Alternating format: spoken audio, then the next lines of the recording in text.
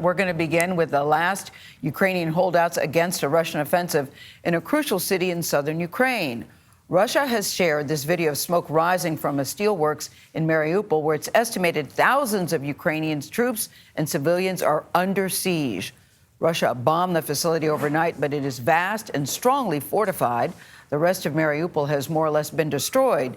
Most Russian forces are now pivoting to a new phase of this war in Ukraine with an all-out offensive in the east of the country. Charlie D'Agata is in Ukraine with more on this story. Charlie, good morning to you. Good morning to you, Gayle. Another ultimatum, another deadline for Ukrainian forces to surrender in Mariupol has just come and gone. Both sides have agreed on a humanitarian corridor to allow civilians to leave, but fighting rages on in cities in the south and the east. Drone footage shows a city torn apart after weeks of bombardment. Residential neighborhoods flattened. Beneath the Azovstal iron and steelworks plant, women and children huddled together in bomb shelters, too terrified to attempt an escape. A Ukrainian Marine makes a desperate plea. We're facing our last days, if not last hours. The enemy outnumbers us 10-1.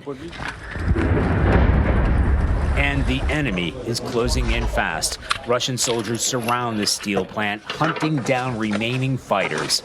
Russia has intensified attacks along a 500-mile front line, advancing forward and reinforcing regions already under occupation, including the hard-fought Zaporizhzhia nuclear facility, Europe's largest. The nuclear power plant remains under Russian control in Russian-held territory on that side of the river. This is Ukrainian-held territory. Nearby, they've been counting the cost of the war.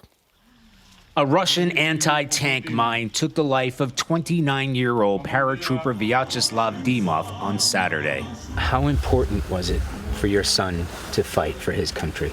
It was very important. He dreamed like crazy of becoming a soldier, his mother Alla said. But I didn't bring him into this world for war, but for a peaceful life, so he could live with his beloved wife, Ivana. His beloved wife, Ivana, and he had only been married for 18 months. They were planning to start a family when the war broke out. The 23-year-old widow told us about their last video call, saying she knew that every call might be the last one. Every time we spoke, I told him, I love you, look after yourself, she said. And now I say, I love you, look after me. Ivana told us when she first heard the news, she didn't want to believe it was true, but when it sunk in, her world shattered like a jigsaw puzzle. Vlad? Unimaginable and heartbreaking. Charlie D'Agata in Ukraine for us. Thank you, Charlie.